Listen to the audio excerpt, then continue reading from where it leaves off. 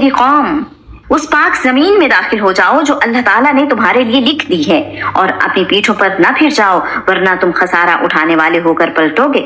انہوں نے کہا کہ اے موسیٰ، بلا شبہ اس میں ایک جابر قوم ہے، اور بلا شبہ ہم اس میں ہرگز داخل نہیں ہوں گے یہاں تک کہ وہ اس سے نکل جائیں، چنانچہ اگر وہ خود وہاں سے نکل جائیں تو یقیناً ہم داخل ہونے والے ہیں۔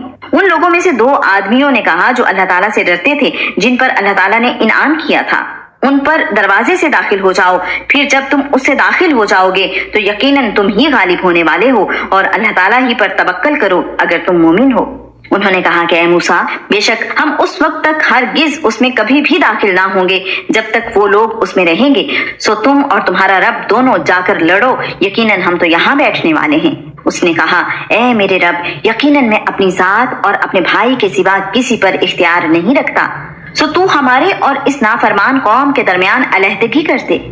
اللہ تعالیٰ نے کہا پھر وہ زمین ان پر 40 سال تک حرام کی گئی ہے، یہ لوگ زمین میں بھٹکتے رہیں گے، چنانچہ آپ نافرمان قوم پر غم نہ کریں، اور انہیں آدم کے 2 بیٹوں کا برحق واقعہ پڑھ کر سناؤ۔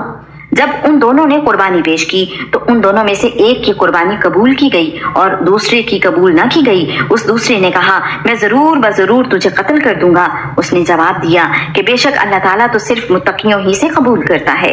یقیناً اگر تو نے میری جانب اپنا ہاتھ بڑھایا تاکہ تو مجھے قتل کر دے تو میں اپنا ہاتھ تیری جانب بڑھانے والا نہیں کہ میں تجھے قتل کر دوں۔ یقیناً میں اللہ رب العالمین سے ڈرتا ہوں۔ یقیناً میں ارادہ رکھتا ہوں کہ میرا اور اپنا گناہ لے کر تم لوٹو، پھر تم آگ والوں میں سے ہو جاؤ، اور ظالموں کی یہی جزا ہے۔ چنانچہ اس کے نفس نے اس کے لیے اس کے بھائی کے قتل کو پسندیدہ بنا دیا، تو اس نے اسے قتل کر ڈالا، چنانچہ وہ خسارہ اٹھانے والوں میں سے ہو گیا۔